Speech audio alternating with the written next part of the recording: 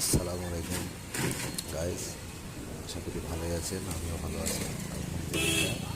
আজকে বৃষ্টির মধ্যে যে আবহাওয়াটা দেখেন কত সুন্দর লাগছে। যুক্তরাষ্ট্রের পক্ষ থেকে দেখুন এদিকে পার হলো দুটো রিক্সা, সামনে দেখাচ্ছি অটোমোটো, সামনে জামটা আপনারা যে দেখেন রেল ক্রসিং, এটা রেলগেট মোড়। এখানে দুটো নার্সারি আছে, বিদ্যুৎ রক্ষণ বিভাগের যেটা কর্পোরেশন পক্ষ থেকে